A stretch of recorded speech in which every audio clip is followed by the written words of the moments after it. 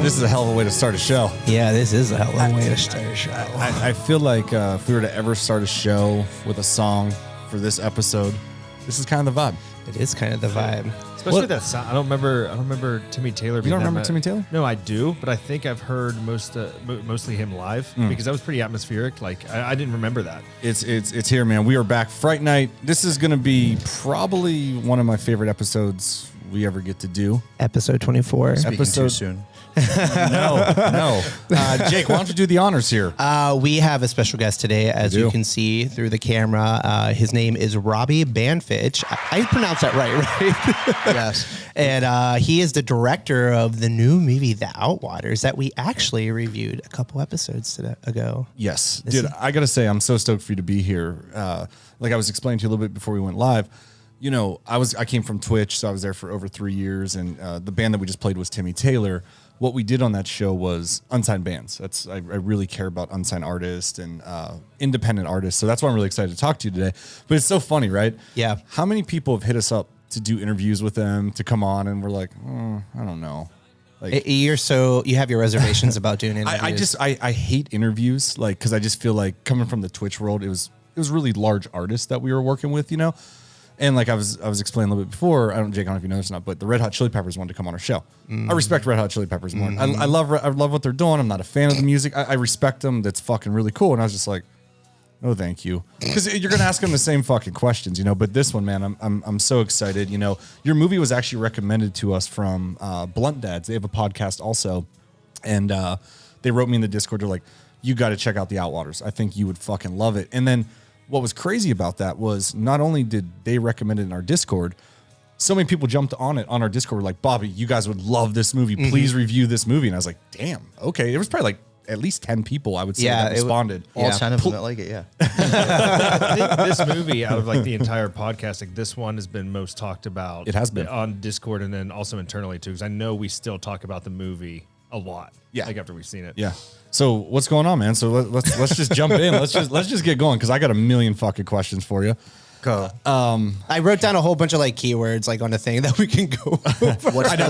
What's the sexiest keyword that you wrote? Yeah, The sexiest keyword that I wrote was, oh shit. That's not on hot. the spot. That's not hot. Hey, that's not hot that's at all. That's not cool. We're gonna say favorite horror films. That's 3 words. See why I hate interviews? See how fucking stupid you this put is? me on the Do you see spot. how stupid We're this restarting is now. Yeah, we're gonna restart. Let's just talk. Let's just talk. So, first movie? Is this your first movie you've ever done? It's my first feature that I ever like submitted to festivals and tried to make an actual Awesome. thing. And how's it? What's been the feedback? Literally all over the place. Some people really angrily hate it. Some people love it and have seen it 5 times in the theater, and then everything in between. Do you focus on all the negative shit? Yes. All right, so you're one of us. So you're one of us. I lurk on the letterbox. Do you lurk Yeah. on there and like kind of spiral out, or is it just like whatever and you just kind of find it in those entertaining? Very like slight spirals, like a month ago when it was released, just little slight spirals. But now I are kind like of just, I've seen everything now, so less spiraling. I'm blown away by this. So, Jake, you went to in Santa Ana. The Frida Cinema. He had a showing this past Saturday, and he had a pretty good turnout. And then after that, he did a Q&A with the audience, and it was full of questions. Well, the question that Jake brought back to us, and I guess you answered it, it was how you edited the movie. You did this whole movie in iMovie? Yes, That's true? I wouldn't recommend that, but yes. But yes, I did the sound design and the editing in iMovie. I mean, I knew I didn't want any special effects added, and I don't like cross dissolves and stuff like that, so I knew it was just going to be hard cutting. I still wouldn't recommend it. How long did that take you? Yeah, how many hours were they? I feel like that. Oh, I don't know, my life, extensive. my entire life. When did you start shooting the movie? 2019. Okay. And then it released last year, right? It started making its rounds last year, right? It started playing festivals in February of 2022. Okay. And then it got its theatrical release last month. Okay. So yeah. So this has been a process then. It's been a bit of a process. So the movie, it's just you, your friends, and what did you shoot it with? Canon 70D. Wow. So just that, and then That's you so edited it in cool. iMovie. These are all your friends. Yes. Yep. Wow. What about the writing process? Was that all you, or is that like the collab with the friends? That was all very intuitive and all over the place, and notebooks, lists of shots I needed to get, random lines of dialogue, but it was all very organized in my head. Gotcha. I say that, and then people are like, "Oh yeah, it's a bunch of shit thrown at the wall." But of course, he didn't write it. But no, I wrote it. It's just I didn't have to like make a script. What is the feedback so far you've been seeing? Like, what's the hate? What's the good? What's the bad? Like, what kind of feedback is there? Well, I'll start with the hate. I'm surprised because there's hate that I was totally expecting, which is like, I don't get this. Like, it doesn't make any sense. It's just a bunch of like darkness. Like, I totally get all that. And if that's not your thing, I get it. But the stuff I was not anticipating was, I hate these fucking people. These characters are obnoxious. Oh, they went at you on a personal level. But yeah, this is horrible filmmaking. This is like film student trash. I'm like, no, bitch. I went to film school like 15 years ago. Yeah. So I wasn't anticipating that. Also, it's like hard to, like, all right, I guess you don't like me and my friends because we were just kind of being ourselves, and that's how we are. Yeah. I thought we were likable. I hate it in found footage movies when people are like arguing and fighting the whole time. And well, I think we all agreed on that you guys were relatable, and we could sense while watching the movie you guys were probably friends, obviously, before this filming process. Yeah. So I loved it. This movie to me, like, and you shared our sound clip, which I thought was so cool. Everyone here knows, and everyone's listening knows, A24 is my favorite, and Hereditary is my favorite movie on this planet. They haven't hit me up. They haven't hit you up. Not yet. Not yet. That's all right. It's coming. It's coming. It's going to manifest. But Hereditary for me is a movie that I don't know.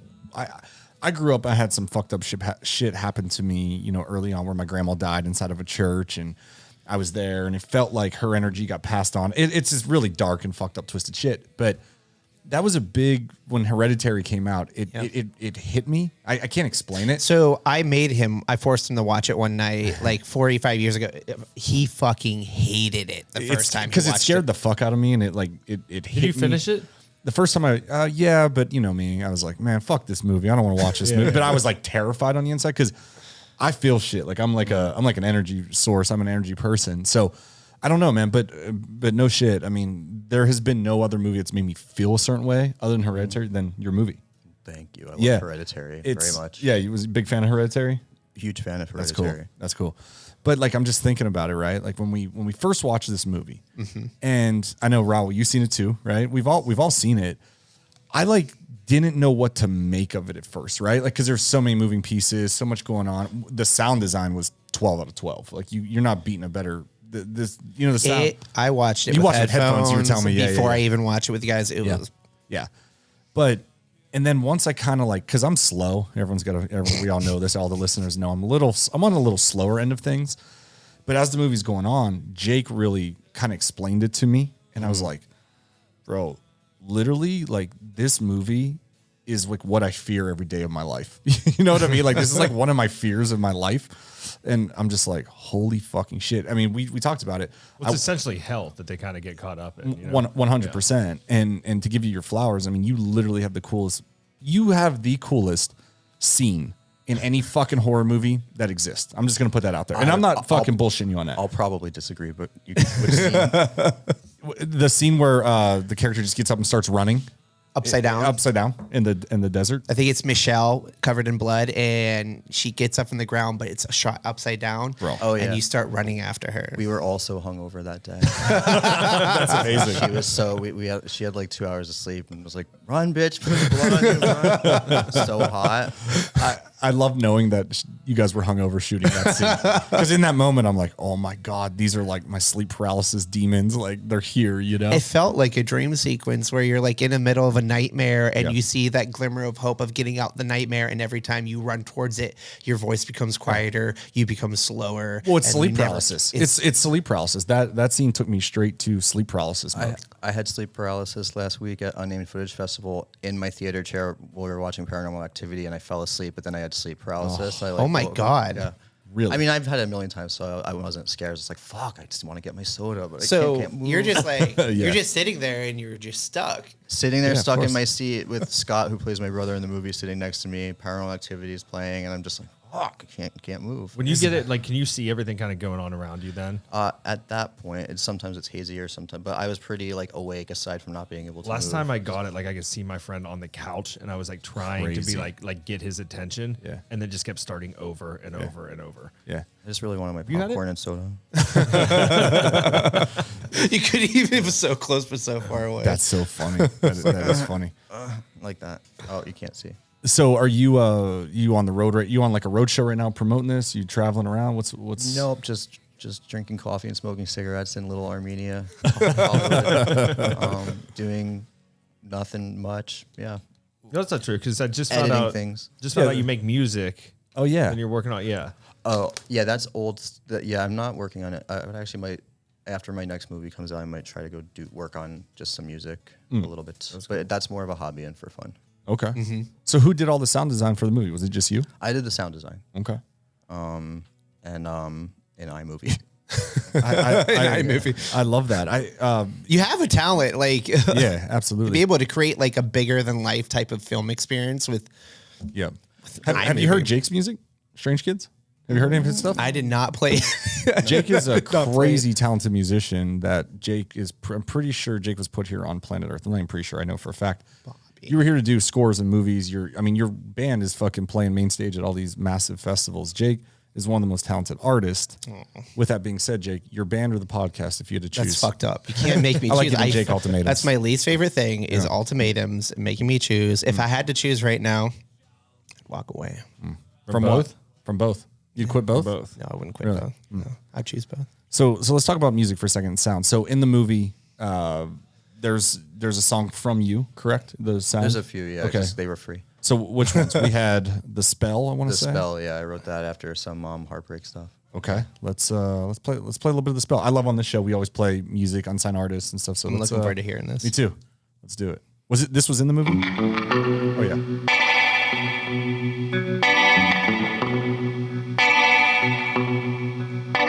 No flowers here, no violins, my dear.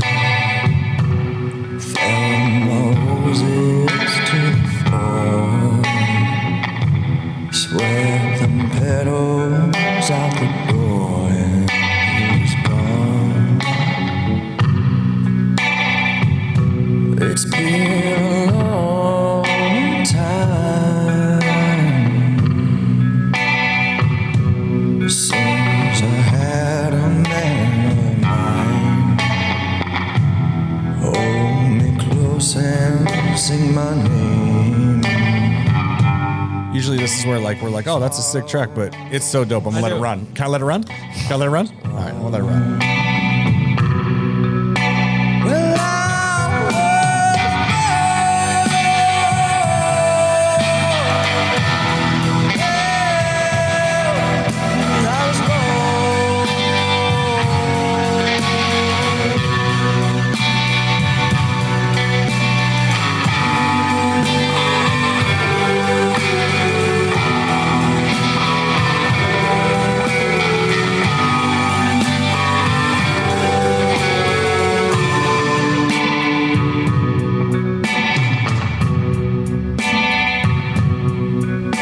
You know what I gotta say? What? Anyone that's hating on anything you do, fuck them. Yeah. Because this is fucking incredible. This is insane. Well, right before we put that on, like right before we started the podcast, you saw it pop up or whatever, and you were like, "That's a good one." It is. Like, you're right. Like that was. Oh, Timmy Taylor to what? No, his song. Like when we were talking. Oh about it yeah, beforehand, of course. But It's no, not that was cringy. awesome. You know when your friends show you their music and you're like, oh fuck, that's so Yeah, cringy. This isn't cringy. So Every I'm not time worried Jake about does that, I'm like, fuck, this is so cringy. That's fucked up. No, Dude, I never not forced my lately. music on you. Should we play a Strange Kids track right now? No. No? This podcast Are we allowed is to? not about me right now. Okay. Really There was another track you wanted to play though, too, right? From your friend. it. If you want, I would love. Yeah, I would love to. So she was in the movie.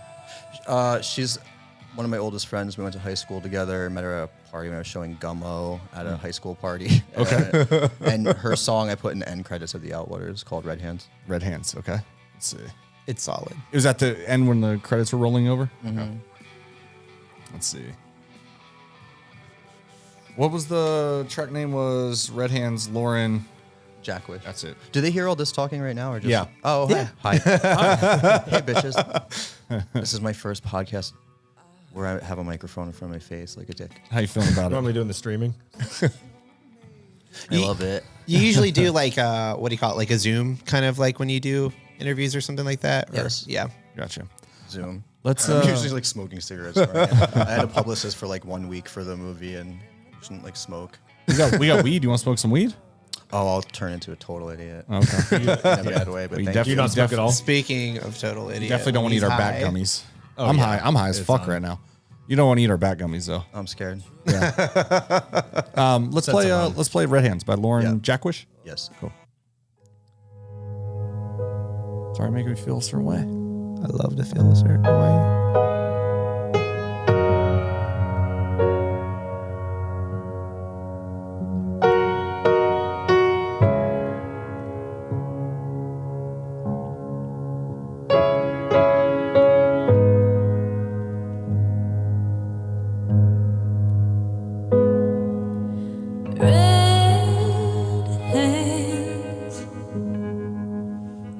Looking down at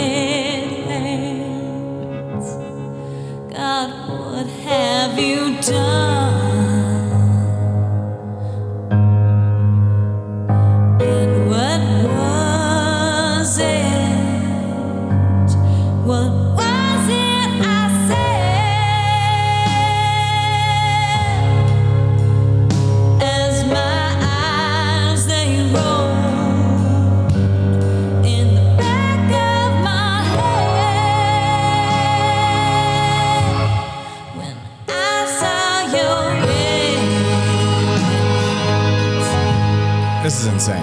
Right? Yeah. Very, very rarely anymore to, well, I'm always inspired, but it feels really nice to have you here, man. I'm stoked you're here. I haven't been this inspired in a long fucking time. Is that music? Thank you. Yes. Unreal. Yes. Just from Yeah, what her you've voice is created to the soundtrack, to the sound design, to their whole vision of the movie, I'm inspired right now. This is Right? a fucking really good feeling. Yeah, This is really cool. This is really, really crazy. You know, what I love the most too, just getting to know you and stuff too, is you're so fucking humble. But you know, what's that? I was like, this song's pretty good. No, you're right. You're very humble, because before we sat down, I said, "How's the movie going?" You know, and you're like, everyone just hates it. but dude, here's what I love about this. Right? Is It's okay. I know it's good. That's all that matters. It's confidence. That is all that matters. But here's what I love about this, right? So this is your first real feature film, right? Yes. And we love, you know, because we're here really here for you today, but we're going to be going into session 9, Which was a recommendation by you. which was your favorite, one of your favorites, right? One of my favorites, yes. And we go through, we always talk about what the budget was and what the box office did. And, you know, a little background on me is I started Blackcraft in 2012 with $100. And I was, you know, much like how you doing with your movie, no overhead. I didn't have money to go create a company, you know, and people were like, you can't do an apparel brand. You need fucking hundreds of grand to buy inventory and all this shit. I'm like, I'm gonna figure it the fuck out, you know? And you really did that with this. And what was the budget on this movie? Can you tell us? Like before, so I made the whole movie pretty much, and then I brought a friend / producer on, like pretty much after it was made. Yeah. So before, I was working at Greenpeace full time, so I made it on the weekends, and the budget really was like $3,000 or $4,000 to get most of the movie. And Wow. That's insane. That's fucking insane. Ultimately, with all the finishing, and finishing is usually just like legal bullshit and like 15 grand? yeah. Wow. Which is the same Skinamarink, Yeah. Kyle's movie, and I think there's something else similar. What was Blair Witch's again? Blair Witch was like more. 60,000 or something 60,000 like or that. something. Yeah. But they put a lot of money into marketing promotion. They had like a cool website up, and they were creating like this whole like Yeah, it was like a Fucking- whole marketing campaign. like a marketing scheme to They had get a, people. it was a really low budget, but they had a lot more people involved from the beginning, so it makes sense that they had to spend more money. But there's an amazing book by Matt Blasey called 8 Days in the Woods. It's about the making of the Blair Witch Project. It goes from the initial concept all the way through the marketing at Sundance. That's right I up your recommend alley. anyone who's interested in doing anything with your friends or artistic or indie to read that book. What's it called? I'm gonna write that down. 8 Days in the Woods. 8 days. in the Woods. That's right up your alley. It's also just, if you like the Blair Witch Project, you have to read it. Yeah, no, that's great. I love the Blair Witch. That's cool. Yeah. Damn. So are you happy with where you're at so far with the movie? I mean, you know, looking back on it, you know, would you do anything different? Would you, you know? I'm sure if I looked back on it in like 10 years, I'll be like, oh, yeah, I would have changed this and that. But right now, I'm happy with it. Most of the criticisms I've seen, I already got through the editing process and just decided I disagreed. And then I am open to criticism, and I've changed a bunch of stuff that I thought people were right with. So that's why it's a little annoying. But when I see criticisms now, for the most part, I've heard them already, and I decided. It's hard for me to picture, like, imagine. Hard for me to change my personality, though. I can't really go back and edit me and my friends' personalities out to make us more. Well, that was one, like that with the sound, and then I think like the originality of it was what really was awesome about this movie. Like, I still gave it the lights off just because, like, me personally with the pacing and stuff, with my attention. But it's pretty slow. When I talk about it, like, I mean, we were just talking about it 2 days ago, like me and Raul. Like, every time I talk about it, I'm enthusiastic. You know what I mean? Yeah. It's just I can't imagine. No, it's a good shout. It's a good conversation piece, I believe. You know what's so funny though, man? With my success of having the brand now, it's going on 11 years this year. When I first started off, I was like the opposite. You know, like I didn't give a fuck what anybody fucking said. You know, like when I launched a couple tees, people were like, "This shit fucking sucks." I'm like, "Fuck you." I feel fucking passionate about this shirt. Fuck you, you know? And then meanwhile in the background, like the shirts sound like crazy, you know? And then, but it's funny though, 11 years later, I'm 34 now. It's like, I read comments now and I'm like, fuck, maybe I shouldn't do this shirt design, or maybe we shouldn't do that. But then I find myself, I'm like, fuck this, you know? Like I made this brand, you know what I mean? Like I don't, you start listening to too much, you get in your fucking head, which Will lives in his own fucking head. I don't read shit. Yeah. I'm just good. Yeah. But dude, it's weird because the worst thing, like, people can say stuff and that doesn't bother me as much as like what I'm saying to myself. That's actually a good shout. I had a little fun with the Guardian, just reviewed it, I guess, yesterday or today or something, and they didn't give it like a horrible review. They did say they ended on that the movie is decadent and empty. So I had some fun with that on Insta stories.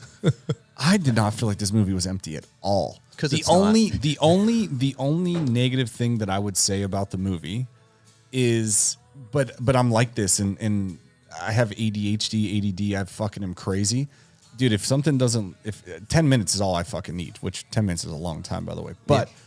But just the pacing a little bit for myself too. That would be the only thing I would agree on. That I was just like, I wish it would be maybe a little bit shorter. But that was it 100% for me too. Because like you, I think it was the scene with like you kind of being drunk, like playing with the mic and stuff. Like that was all fun because that's what like friends and shit do. For sure. And then that last like 40 minutes and stuff kicks in. You're going, and then you're just in it. You know what I mean? Yep. No, that's one of the criticisms I've known. Like, it's definitely slow and not much is happening in the first half. That is how I wanted it, but I definitely knew that was going to be a thing that a lot of people were not going to like. But that's what I wanted it to feel like actual found footage with a bunch of bullshit on it, because that's what would actually be found. So it was more like a risk, but that actually makes sense. Considering that it may have been the slow part of the movie, it does enhance the factor of having relatable characters and knowing these people. And like I said, everyone that was in this movie was so naturalistic. And so anybody says like, the acting was bad, and this is like there wasn't even acting. Yeah. These were people being themselves. Like your judgment is like null void. You know, there is a way that people are used to seeing people behave in found footage movies, and they're spouting off exposition and they're talking like actors, even if they're good actors, or talk.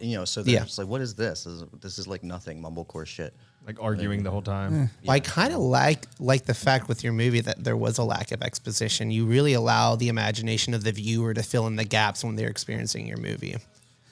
Yeah, I mean, this movie. I mean, movies are supposed to. It's like music, right? Music saves lives. I could probably wholeheartedly say I would not be here if it wasn't for music, right? I mean, we could all to some agree to that, but. I love my music because I feel a certain way. If I'm sad, I put on, I fucking listen to sadder shit. If I'm happy, I listen to happier shit. And my movies got to do the same thing for me, because someone with ADD, ADHD, I need to feel a certain fucking way watching a movie. If I don't feel a fucking certain way watching a movie, Jake knows, Will knows, I'm fucking over it. The movie gets ADHD real quick. Oh yeah. Oh yeah. But I mean, I've said it a million times on this show, man. Congrats on everything first and foremost. And I got to say, I went to bed that night feeling a certain way. I fucking woke up, brushed my teeth, felt a certain way. I was in the shower fucking feeling a certain way.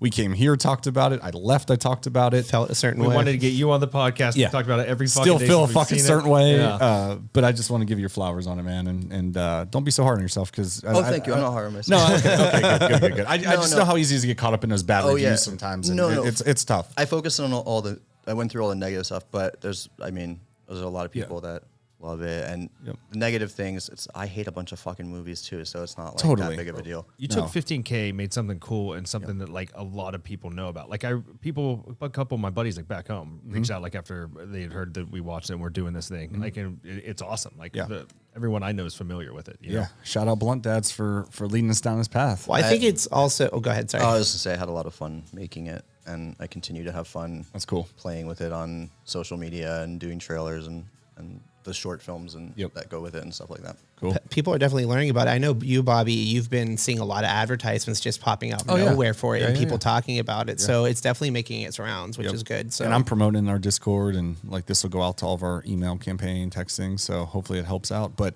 before we get into session 9, so Jake says you're not probably going to tell me the answer to this. Probably. but so there's so many different interpretations of the movie, right? Right, theories and stuff. So, does it have anything to do with being stuck in purgatory? I mean, there's an obvious feeling of purgatory that was intentional. Right. Yeah. Okay. That's all. I just needed validation. I just needed validation on that because to me, that's like one of my biggest fears in life. Like, I don't believe in heaven. I don't believe in hell. I believe in good people, good energy, inspiring others. I don't really, but I do. Sleep paralysis to me is one of the scariest things in the world. No, it really is. Because, dude, because I have a crazy sleep paralysis story that I think you know. you have a lot of crazy stories. I have a lot of crazy, like, other dimensions, paralysis, seeing things, feeling things, then they happen, just like what happened to us the other day at In-N-Out. Like, just weird fucking shit all the time. And, sleep paralysis being stuck in that purgatory, like just something, it scares the fuck out of me because we get high as fuck all the time. We don't know, Blackcraft, we shout out Smoke Blackcraft, SmokeBlackcraft.com, DeltaExtracts.com/Blackcraft. Product placement. Smoke it. You should start selling Molly. I guess that's. If we can find a legal version of it, I'll do it. We'll work on it. We're getting on mushrooms. Wait, are we getting on mushrooms? Yeah, we're going into I mushrooms. was going to say we are getting into mushrooms. Cocaine's legal in Canada, I think, so maybe we can find something. I think everything's really? legal. I think everything's legal in Canada. I'm down for that. Okay, there we go. But no, I don't even know where I'm going with this now. But the purgatory, being stuck in that thing, because when we get high as fuck, I'll just sit there and I'm like, nothing matters, and we're all like in a simulation, and this is fucking crazy, and I just don't ever want to get stuck in like something that's like a fucking Me being around you super high while I'm not super high is a nightmare. It's a blast for us, though. It's fun for us. It's a blast for you. No, watching movies with you when you're both high. No. Okay. That's well. To quasi answer your question, those bitches are pretty stuck in the Outwaters, pretty bobbing around some bullshit. So they're stuck, right? a little bit. Because that scene. I mean, I'm not crazy. I mean, I was high when I watched the movie, but I'm being honest, dude. I'm not bullshitting here when I say that was one of my favorite scenes. Yeah. Where the running scene, the chasing Over scene, and over. and that was like purgatory to me. That feels like, oh my god, if I die and I get stuck in this is gonna be insane. I mean, that was what it was, right? I mean, He's not going to tell you. For my interpretation. seems like it could be. Okay, I like that. Okay, I just need validation to some point from you because Jake was telling me that's what it was, and I was telling you these were what the theories I was looking into, and I remember being so high, looking at Jake, being like, "Bro, you know what? You know why you'll understand why I don't answer this." So I want to say it. All right. Well, I watched a movie, Hereditary. Yeah. And I had my own interpretation. Yeah, that's of fair. it, That's fair. and I loved it. And then You looked it up or something. Yeah. Yeah, and I I was know like, what you're oh, talking I about. understand that. So I still love the movie both ways, but I preferred to have Your my take on it. interpretation Yeah, and yeah. not be told what it meant. Yep. You know Okay. what I mean? I agree with that. There's So times to say that what my movie's about is McDonald's. That's fair. it's McDonald's. I like that. I get that. I go Dave's Double though, Wendy's when I'm high. No, Legit yesterday. Yeah. I get what he's saying though, because there's been times where I watched movies where I felt like or even read a book or something like that, and I came up with my own like do with concept of music. it. Yeah. And when I find out what it's about, I'm like, that's a complete opposite. And now every time I listen to it or watch a movie, I can only think of the actual version people presented it to you. Yeah. No, It's they do like- that with Same thing songs. when I see like them talking about how they did something in a special features thing, and then that's all I ever see after that. So there's certain things I just That just happened to me with Scream 6. Like, don't tell me. I just follow all the Scream shit like Yeah. on social media, and they were like behind the scenes, and like Scream was like doing a peace sign with an actor. And I'm like, fuck. And you know what scene it was? What? It was the convenience store scene, which Okay. was like so impactful. I know. I'm You not gonna- love that scene. It just felt. That's a great scene, Well, actually. I just felt like it was such a change up It was in the so- series because it was just like It was such a scary scene and made you feel a certain way. And then, behind the scenes, Scream's like post. I'm like, fuck. It like ruined the whole mindset of me now. yeah. Anyway. I try with this movie. At least I try to keep as much of that away. That's fair. There's some of it floating out there. I'm kind of like, maybe I shouldn't put that, but oh well. Yeah. But yeah, Well, I know what you're saying. I'm stuck in purgatory. This is hell. And I'm not going to take that away from you. I like that. let me have that I because feel like seeing the nuclear test site thing like kind of pulled it all together. Restrict- for me. the restricted and, like, sign that you see in the or dirt? Restricted, yeah, sorry. yeah. I just love it. Thank you. Now we got to talk about session 9. We got to talk about before we do real quick. I just also want to let you know that on SCREAMBOX he also has 2 short films Oh, yeah, on there let's talk about it. called Card Zero and File VL 624. And these are actually they are complementary to the Outwaters film, right? Yeah, they're all of the same world. So Card Zero is a prequel. It's a memory card that the police find at my character's apartment. It's the last memory card my character uses before I switch memory cards to go into the desert. And that's like it's kind of almost like a self-contained little gay tragic love story thing. Yeah, yeah. A lot of people who don't like the Outwaters actually liked that. Interesting. And then there's File VL624, which is an epilogue, and that's very experimental and almost abstract, and it's comprised of restored, corrupted footage from the camera. So it's like very weird. Very Fuck weird. yeah. I did. I gotta watch those. I did watch it. It edited very well. Awesome. You watched It's both? really cool looking. I did watch both. Yes. Yeah, it's like a total runtime of 55 minutes for the both of them combined. Oh, For the people now who we're thought- talking. Dude, I love. Now we're fucking talking. I love me some world building like that. I me think too. it's great. Me too. And it should answer some things, but also raise new questions. So it shouldn't ruin anybody's theories in any way. Okay. It does add a little more context to the characters, but in a way that I've seen people be like, "Oh, well, I kind of wish Card Zero was the first part of the Outwaters, and I would have liked." So I think even if you hated the Outwaters, give those a shot. Cool. Absolutely. And then you have a new film coming out also, right? Yeah, it's. I think he's doing his runs right now. Right, it's a full length film called Tinsman Road that you did with your mom, right? Yeah, it is Tinsman Road. I shot it while I was editing the Outwaters in New Jersey during the height of the pandemic. It's a totally different vibe and feel and story. Shot on mini DV, mystery, drama, horror. Cool. Thing. And what's the concept? I actually haven't had much to look into it. Like, what's it based on? It's about my character moves back home a few years after my sister goes missing. I move back in with my mom, and she thinks the house is being haunted by my sister's presence. But that to my mom is very like comforting. She believes in angels and signs, and she wants me to make a documentary about the angels that are in our house. And so I start to humor her, but really I start to investigate what happened to my sister. So it's kind of like a mystery. Oh, that's turns dope. into a horror. It's very straightforward. Well, it's a lot more straightforward than the Outwaters. It's not experimental, but it is like rough and gritty, mini DV and raw and stuff. So You said this is a pandemic while you were back in New Jersey. yeah, So there's a lot of my family members are in it. that's what I was wondering. That's Did you have a awesome. family then? Hey, shout out to your mom. Yeah, she's She pretty crushes it. Shout out to your mom. she was my favorite character. She was my favorite actor. That's The right. Outwaters. She's So good. very wonderful in Tinsman Road. I showed it at Unnamed Footage Festival last week. A lot more people come up to me telling me that they liked it than they did last year for Outwaters. I know that it's a more accessible film where people are going to like it than like the Outwaters. So again, if you didn't like Outwaters, give this one a shot.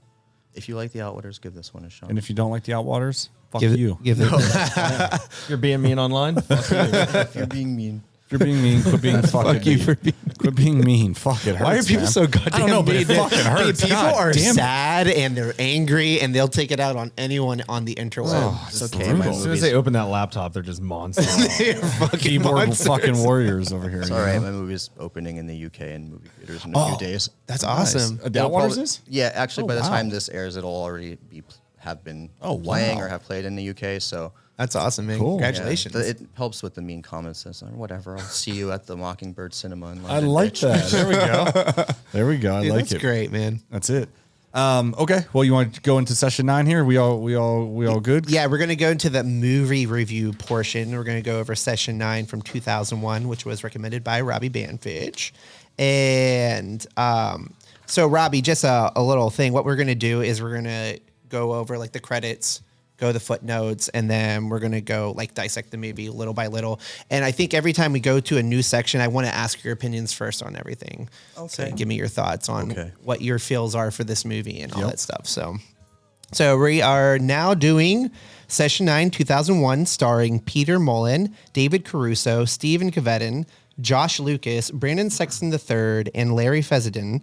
Directed by Brad Anderson, who also did the movies The Machinist, Trans-Siberian, Baru, and Stonehurst Asylum. Have you guys seen any of those? Saw The Machinist. You saw The Machinist? Yeah, forever ago though. What about you, Robbie? The Machinist. The Machinist? That's when he gets really, really skinny. Christian Bale. Yeah. I own Stonehurst Asylum, but I haven't seen it yet. Stonehurst Asylum. That's on Netflix. I'm pretty sure that's on Netflix with Kate Beckinsale. Was it kind of like a session 9 kind of feel? I wonder if it is. I think it was I vaguely remember it getting bad reviews, except Roger Ebert gave it a good review, I believe, which made me want to check it out. Yeah. Gotcha. We'll have to look into that. The movie length is 100 minutes, so I think that's a decent amount of What's time. that, like an hour 40, hour 30? What is Hour it? 40. Hour 40. Yeah, and then the Rotten Tomatoes score, critic score is 66%, and audience score is 63%, which is fairly good for a horror film. Yeah. Pretty good. And then the budget is 1.5 million, and then the box office was 1.6 million. But I don't know how many theaters it was open to when it was released.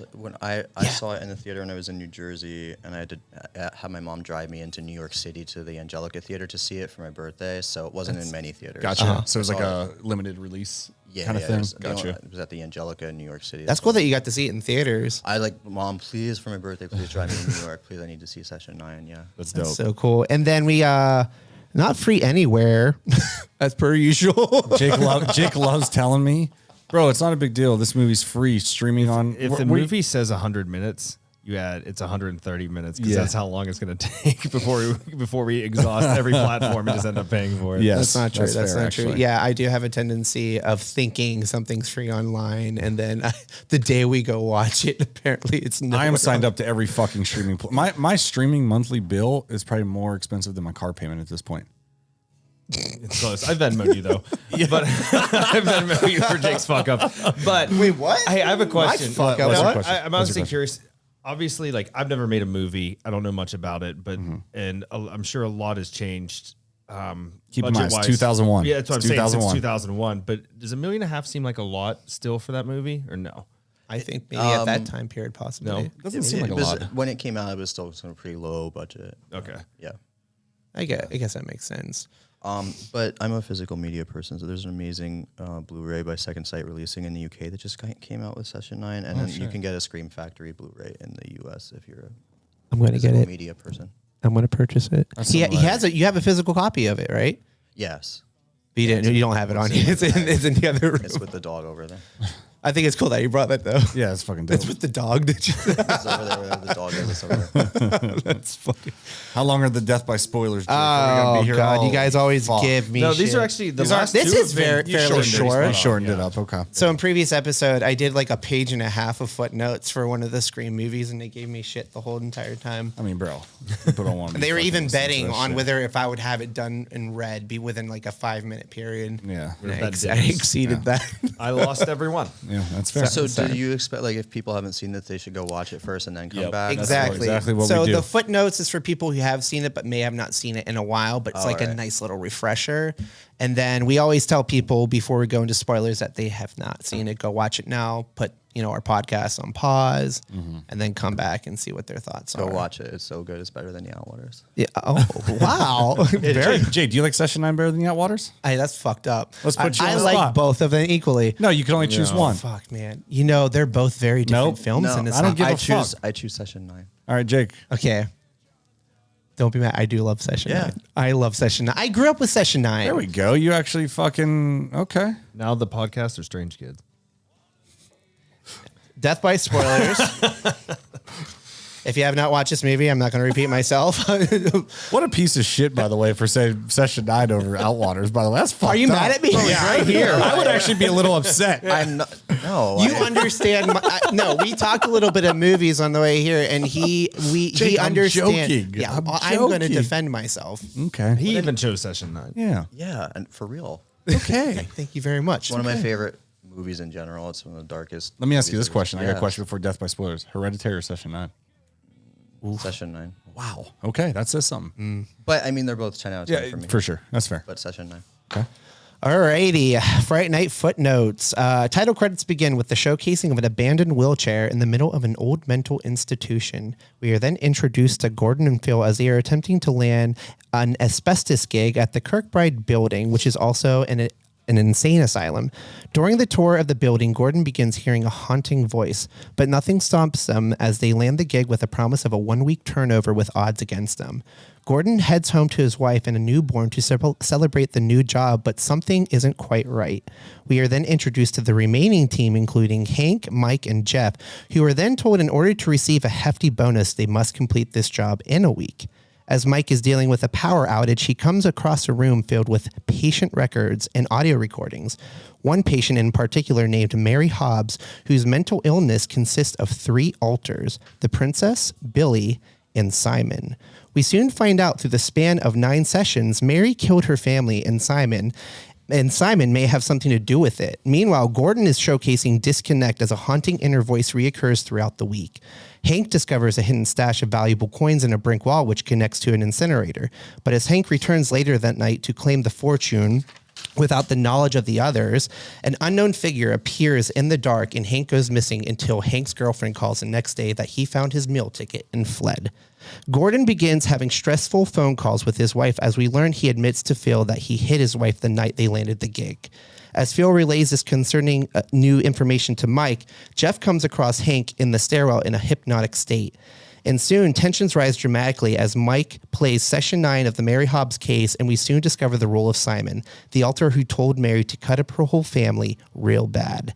As Phil discovers Hank in the basement, we find out Gordon has been living at the asylum and begins to show his own alter as he begins killing off Jeff, Mike, Phil, and Craig, Hank's replacement. And through disturbing images of his dead co-workers, we hear the sound effects of Gordon stabbing his wife to death and strangling his baby. And we are left with the final words of Simon, "I live in the weak and the wounded," as credits roll. Weak and the wounded. Is that not such a good, it's such a good voice. It is such a good one. And as you move in here to the campfire story, right? You got the plot, the originality, the theories. The theories. I say let's turn it over to Robbie. Robbie, what was when you saw this first in the theaters when you were younger, what was your initial thought on the whole concept of the movie? I just know they shot it in the real Danvers. Oh, abandoned they insane did. asylum. We were wondering that. Yeah, it's a actual. They shot the whole thing in an actual abandoned, famous asylum, Danvers Asylum, that had shut down a Massachusetts, couple decades. right? Yeah. So I don't know my thoughts on it's just so my shit. So my shit. Yep. Just not knowing whether it's in the head or actual ghosts. I like ghost stuff, but I don't necessarily believe in ghosts. So being able to play with that, but also having the completely real, the realism and the mental stuff going on was. Yeah. I think what know if was that answered your question. really cool about the movie, though, is I felt like there was a parallel going on between the Session 9 tapes and Gordon himself, because you're dealing with 2 people who both have what I'm assuming are alters, right? Like Gordon has an alter in which causes him to kill his wife, and then we have Mary Hobbs who has 3 different alters, and one of them being Simon. I kind of really like that parallel. Right, I did there. too, and I'll tell you what I really loved about the plot and kind of the whole vibe of the movie was we grew up just like you in New Jersey. We grew up in Pennsylvania, so we had a crazy insane asylum. Jake, you actually got to tour it in South Point. In South Point.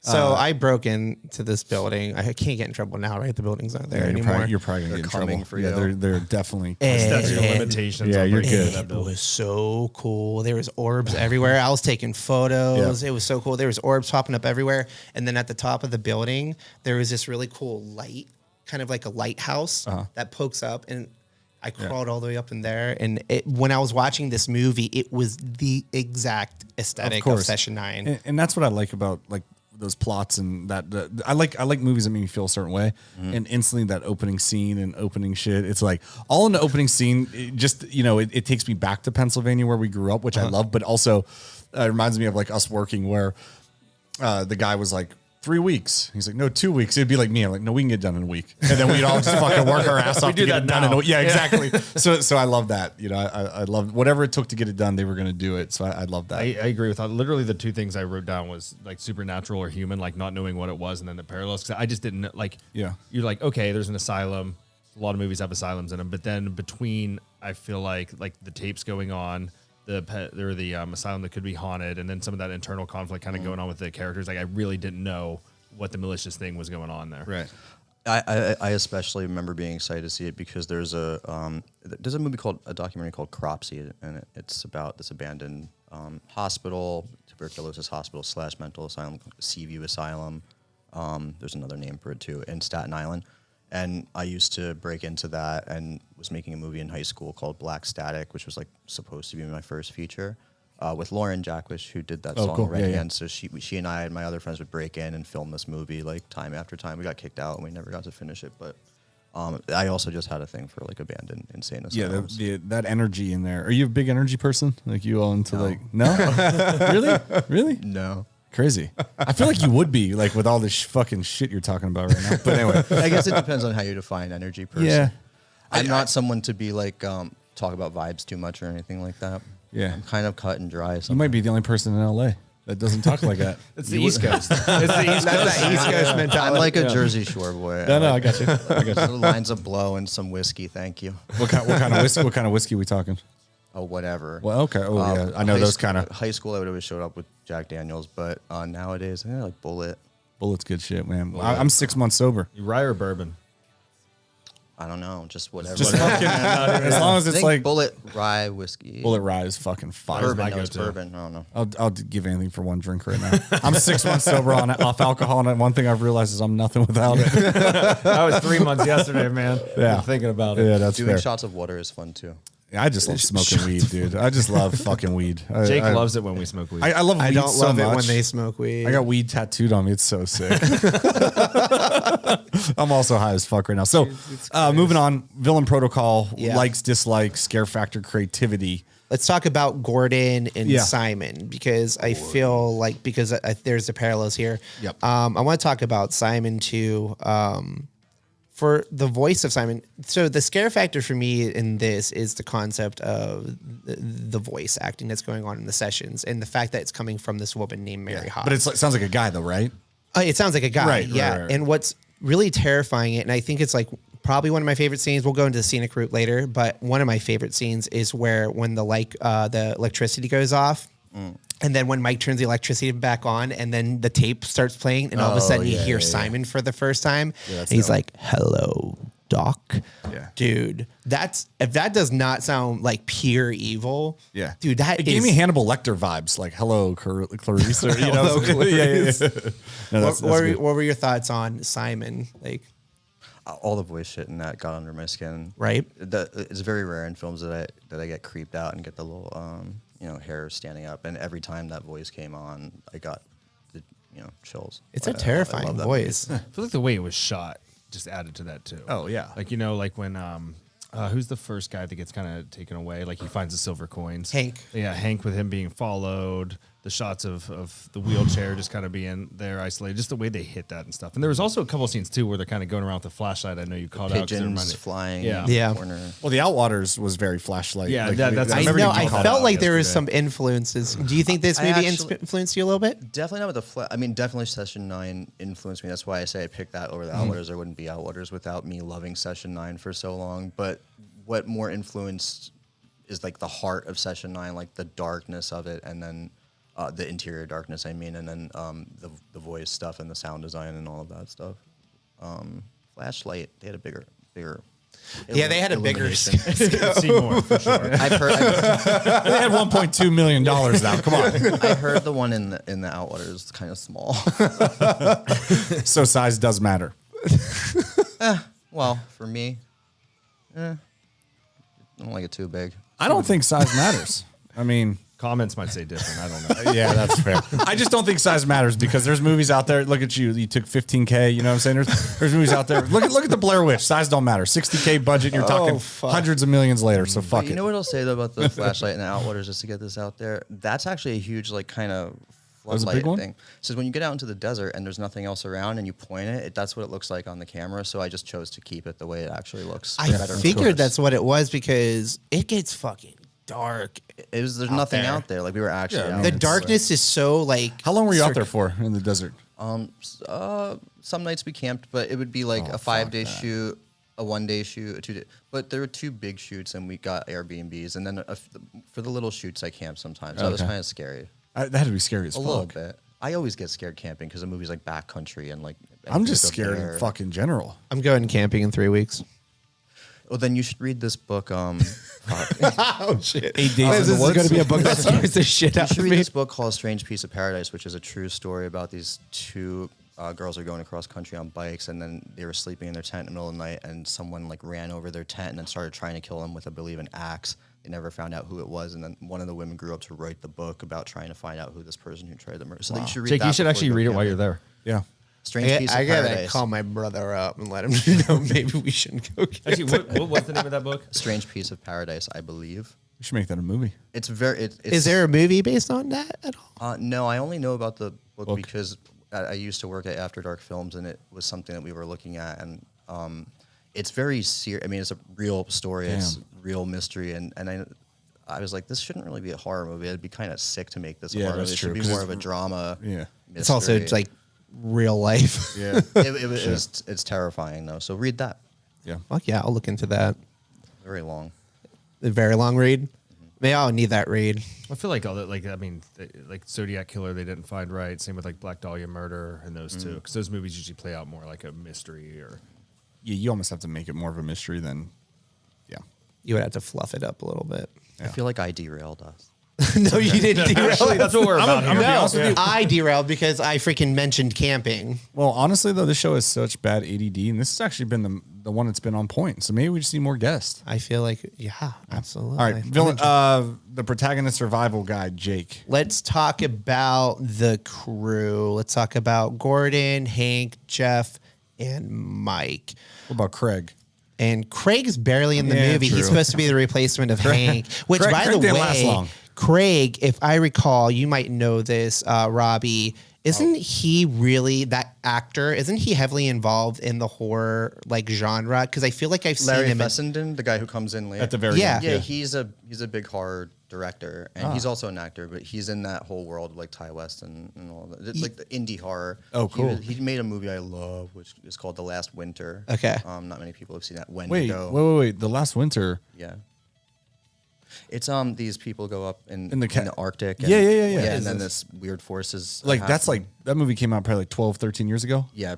I've seen that movie. I saw Yeah. that movie when I was on tour in like fucking Germany somewhere, and I had to watch it with subtitles. I've literally never heard of it. I've seen that movie. That's a great fucking movie. Yeah, it's Yes. very creepy. So Larry Fessenden, he's a horror director.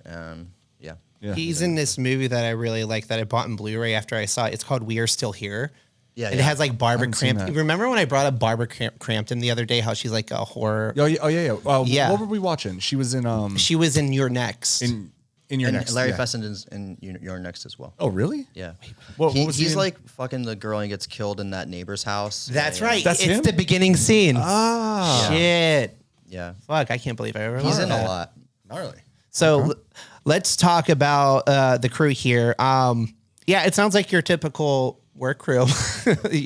And the relatability of the crew, especially yourself growing up in New Jersey, and I mean the dude with the mullet was sick because fucking He's from Empire Records. I'm growing a mullet. Empire Records. He He is. each Brendan one of Sexton those. III. So who had the mullet. Oh, well, there's a couple people with mullety things. But the first dude that had the mullet. He was all Talking about the nephew. Yeah, The it's the nephew, nephew. He's also in a movie that's one of like my favorite movies of all time called Welcome to the Dollhouse. Have you seen that? Yes, of I haven't course. seen it. Freaking okay, Bobby. It's literally junior high with no filter at all. It's like Very fucking politically incorrect. very. Gotcha. I love it. I freaking love it. It's very dark humor. It's also like very sad to me every time I watch it. At least I like it. I loved about the characters in Session 9 is I've never quite seen this like a group of upper middle aged working class asbestos workers as like your protagonist was kind of like, I've never seen that before. Well, I think like I feel like I grew up with a version of each one of those guys. Oh yeah, You know what I we mean? known all those guys growing up in Avella. Yeah, where we grew up. I mean, that was those workers. Yeah, to a T. I really liked Phil. I like the backstory between Phil and Hank about how Hank supposedly took Phil's wife or his girlfriend or something like that. I like that there's like a little bit of tension within the dynamic of the crew as well. But yeah, I really do like the characters in this, and none of them feel like out of place. They all felt like real. Like I didn't feel like any of them were necessarily like never- over the top stupid or walking into things, you know, or yeah. I just thought they were all super relatable. Let's talk about my favorite part, which is the ominous frequencies. Let's do the musical score, sound design. Robbie, I want you to take over this because I feel like this is a huge factor in what you love about Session 9 is like the music, the voice acting.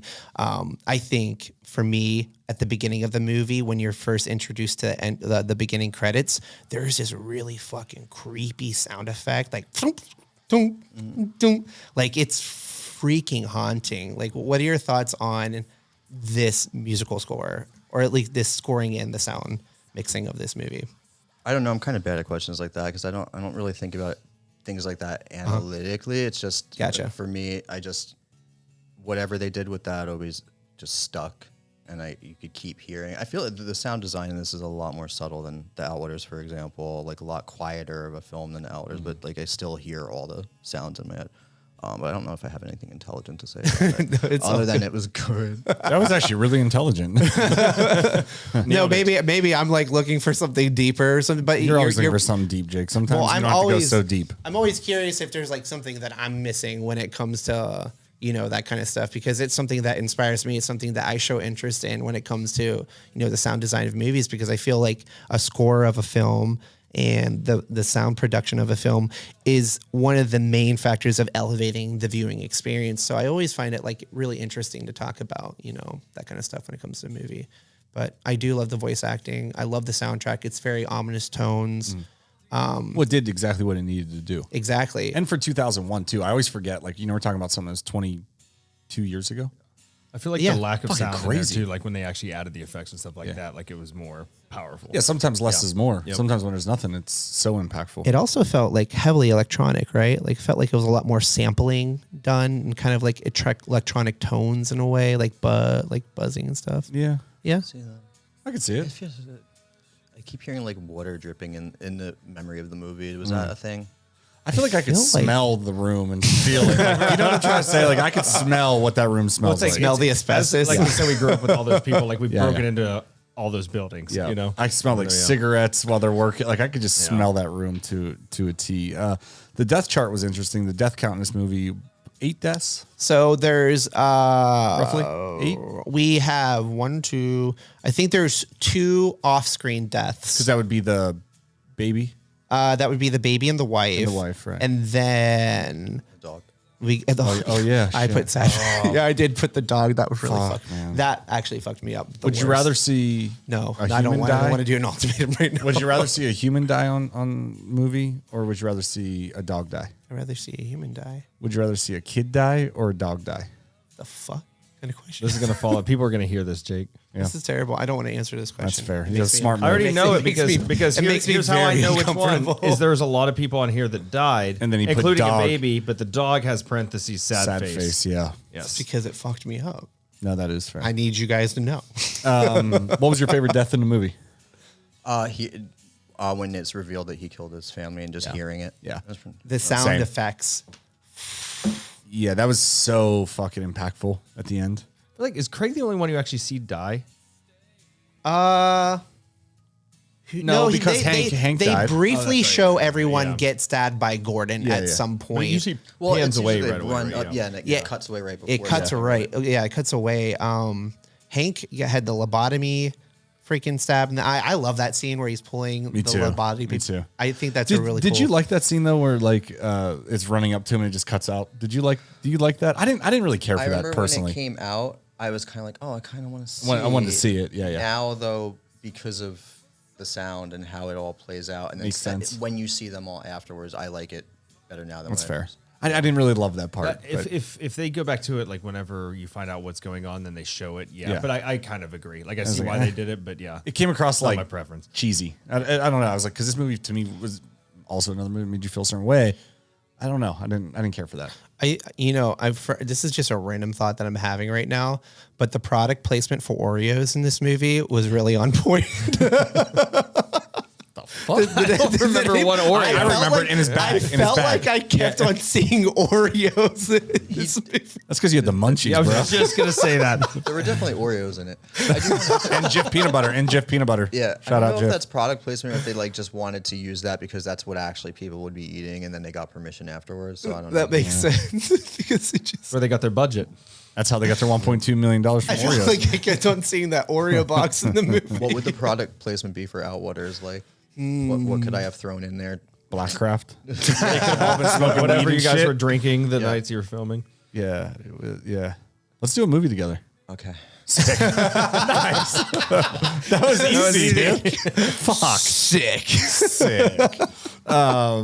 Moving on. Oh, so that's let's go to the vibe test, right? Because we're all about vibes here. My favorite scene. Least in favorite character. It doesn't. We don't have to do a least favorite character. I really genuinely liked all the. Yeah, I generally they liked did- everyone it was all too. wrong. I'll say Phil, just because I That's don't know, fair. just because Phil. But Phil goes, "Fuck you." Oh, I yeah. love that. I love that part where he Yeah. goes, "Fuck you." Yeah. Strange Phil is line not- delivery, which It is so a strange. awkward. It is weird, and it feels disconnected, right? Like it felt like he's saying "fuck you" to something else he said in a way. I don't know. It's just I a don't key- know. I was so high. I love that scene. I don't think I've ever seen that guy in anything else other than like. Hey, He was in a huge like television show. Yeah, wasn't he? CSI Miami. CSI. Yeah, no, Hey, that's it, question. other than that. Have we watched any of these movies sober? Honestly. Yeah, a couple. Which ones? I don't remember. Fucking nice, man. Favorite and worst scene, camera shot, location. This is exhausting. Hey, I mean, let's just- hey, now. What? I mean, favorite scene. What was your favorite scene?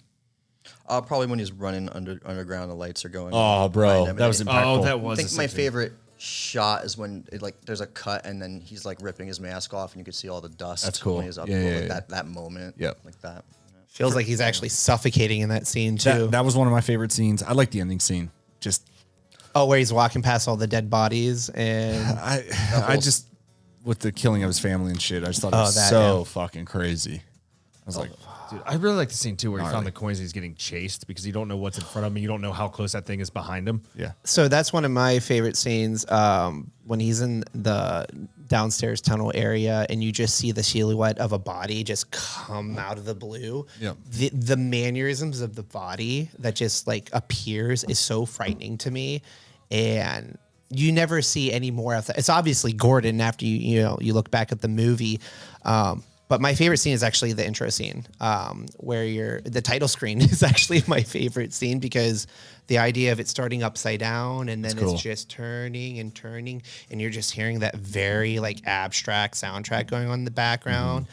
And that visual with the wheelchair is so subtle, so impactful. simple, It's but it's impactful. impactful, and Yep. it makes you wonder what the hell you're going to get yourself into. The movie for myself, like for that intro scene you're talking about, it took me right to because we were at all the music festivals this year.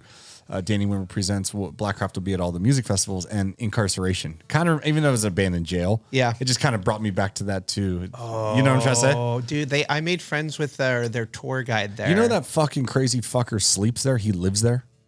Huh? Do you know? Did you ever see the movie Shawshank Redemption?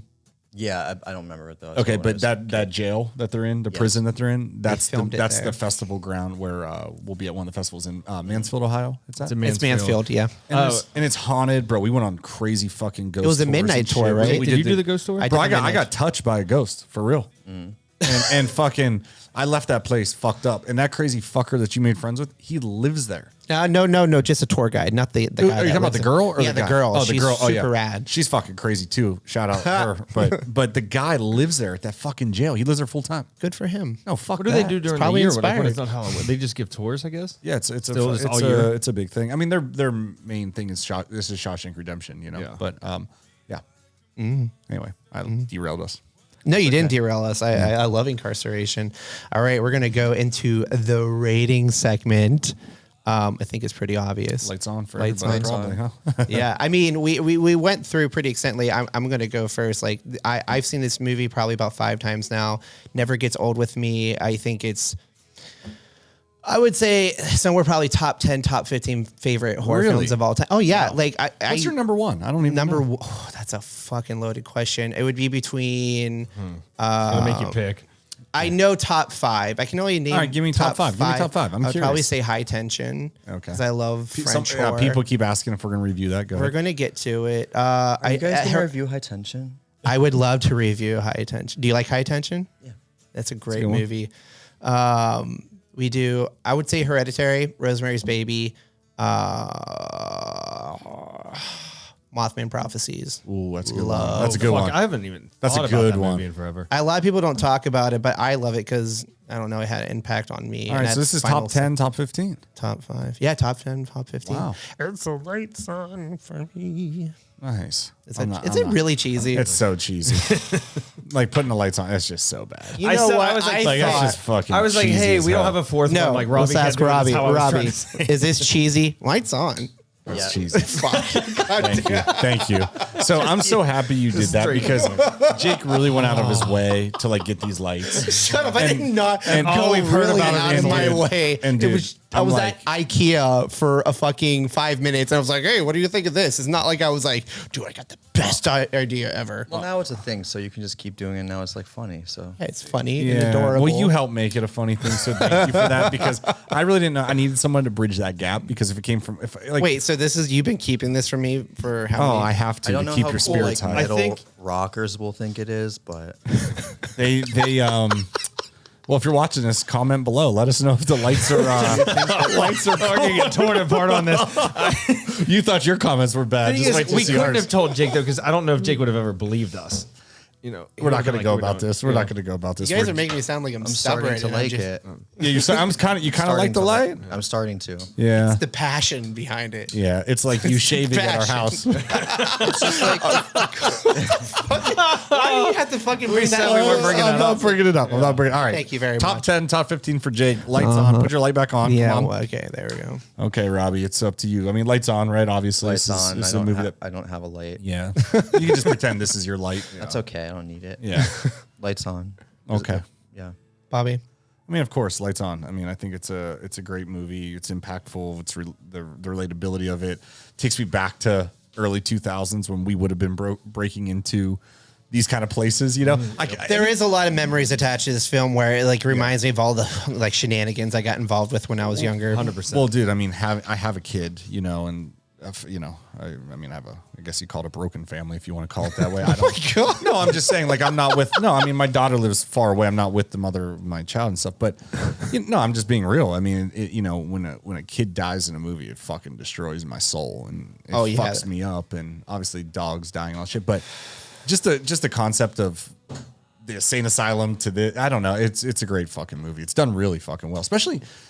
It feels like 2000, the year early 2000s. Like I feel like every movie was like $10 million budget, and I feel like music videos were like $1 million for a music video back then. Like really, so to shoot this movie for 1.5, I want to say or whatever it was, it seems cheap. Like it seems cheap. It seems cheap for how impactful and how well it was done. And watching it in 2023, 22 years ago.